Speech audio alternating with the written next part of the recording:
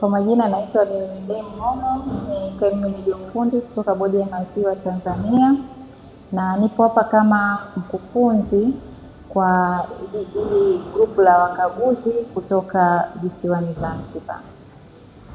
Lengo la mafunzo haya ni kuhakikisha wataalamu wetu wanaongezewa ujuzi ili waweze kutambua ubora wa maziwa, kudhibiti zile bidhaa za maziwa na maziwa yenyewe zinazouzwa kiholela, lakini pia kuhakikisha ile product inayomfikia mlaji inamfikia ikiwa salama.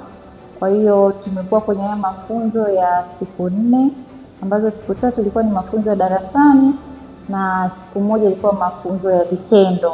Tutaenda kuona namna ambavyo kile tulichojifunza tutaenda kufanyaje kazi.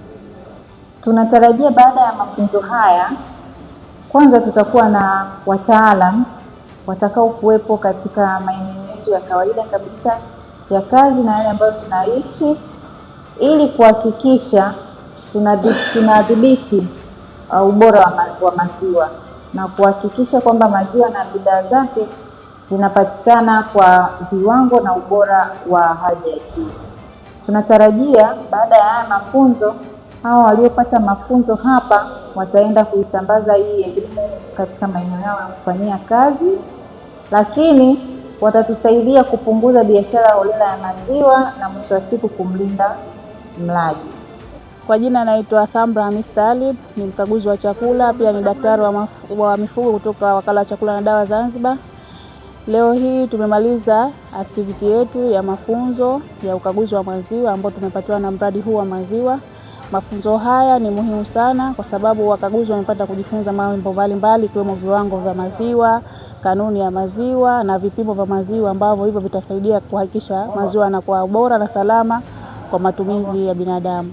Kwa upande wa ZFDA tumeshiriki katika kupatiwa haya mafunzo na pia vile tumeshiriki katika kutoa uelewa wa kanuni ya maziwa kwa hawa wakaguzi wa maziwa, ambao uelewa huo wa kanuni itawasaidia wao katika kufanikisha kazi zao hizi za ukaguzi wa maziwa na kujua vitu mbalimbali ambavyo kanuni imeelezea, ikiwemo maziwa ambayo ni salama na sio salama kwa matumizi ya binadamu, na vitu gani ambavyo vinatakiwa vifanyike ili kuhakikisha hayo maziwa yanabaki katika hali ya usalama.